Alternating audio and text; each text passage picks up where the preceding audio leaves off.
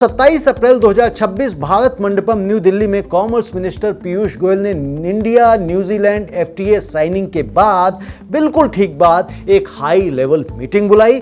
30 export promotion councils आए, उसमें FICCI आया, एसोचैम आया, पीएचडी आया और डीजीएफटी के सीनियर्स ऑफिशियल भी आए। गोयल ने कहा कि फाइनेंशियल ईयर 2026 में इंडिया का टोटल मर्चेंडाइज और सर्विसेज एक्सपोर्ट 860.09 बिलियन डॉलर रहा, 4.22% की ग्रोथ रही, रिकॉर्ड है। और उन्होंने एक टारगेट दिया कि 2030 तक $2 ट्रिलियन।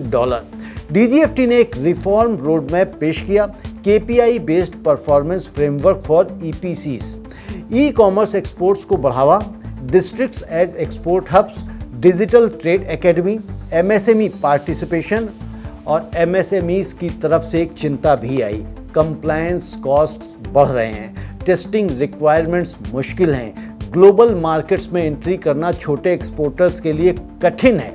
तो इस सारे बातों को एक साथ रखते हैं और देखते हैं, इसका विश्लेषण करने का प्रयास करते हैं। तो दोस्तों, $860 बिलियन से $2 ट्रिलियन जाना, यानी 4 साल में 2 गुने से भी ज्यादा। क्या यह संभव है?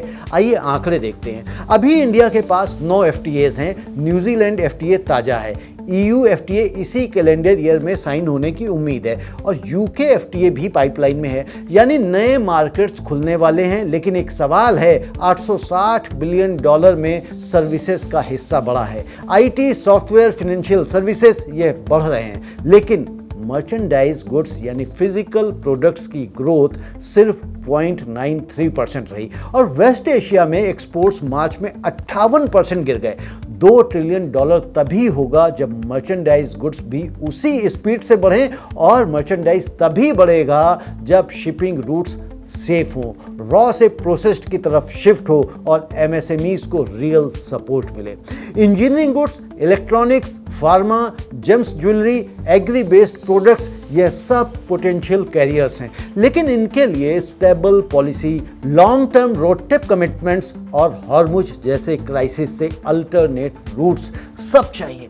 India New Zealand FTA. न्यूजीलैंड एक छोटा लेकिन प्रीमियम मार्केट है, डेयरी, एग्रीकल्चर, मैन्युफैक्चरिंग, यहाँ सब अपॉर्चुनिटी हैं, लेकिन यह एफटीए अकेले $2 ट्रिलियन नहीं बनाएगा, बिल्कुल नहीं बनाएगा। तो अब इसका इम्पैक्ट देखते हैं कि $2 ट्रिलियन का जो लक्ष्य रखा है, एम्बिशियस गोल रखा है, क्या यह इम्पॉसिबल है? लेकिन ये इम्पॉसिबल नहीं है। शर्त यह है कि सिर्फ बैठ के नहीं हो, रिफॉर्म्स जमीन पर उतरें, एमएसएमईज को रियल फैसिलिटेशन मिले और ग्लोबल डिसरप्शन के बावजूद अल्टरनेट रूट्स तैयार हों।